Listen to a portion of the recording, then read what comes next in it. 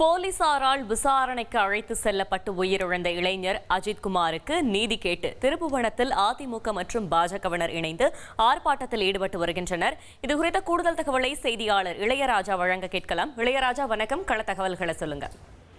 கண்டிப்பாக திருப்புவனத்தில் இருந்த அஜித்குமாருக்கு நீதி கேட்டு பாஜக மற்றும் அதிமுக இணைந்து திருப்புவனம் பஸ் ஸ்டாண்ட் அருகே உள்ள சந்தை கடையில தற்போது கண்டன ஆர்ப்பாட்டம் நடத்தி வராங்க.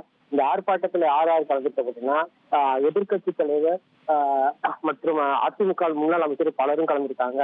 எஸ் ராஜா, ஆர்.பி. உதயகுமார், ராஜன் செல்லப்பா, அந்த மாவட்டத்தினுடைய மாவட்ட செயலாளர் மற்றும் சட்டமன்ற உறுப்பினர் செந்தில் நாகர் பலரும் ஒரு 500க்கும் மேற்பட்டவர் வந்து இந்த கண்டன ஆர்ப்பாட்டத்தை தற்போது நடத்தி வராங்க.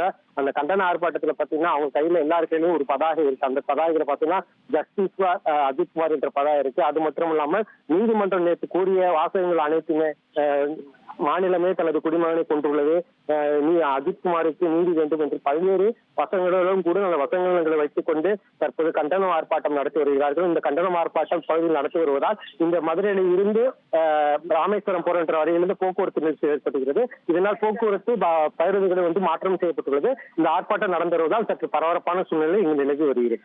2.5 கோடிக்கும் அதிகமான தந்தி டிவியின் சப்ஸ்கிரைபர்ஸ் அண்ட் ஃபாலோவர்ஸ் குடும்பத்துல நீங்களும் இணையுங்க.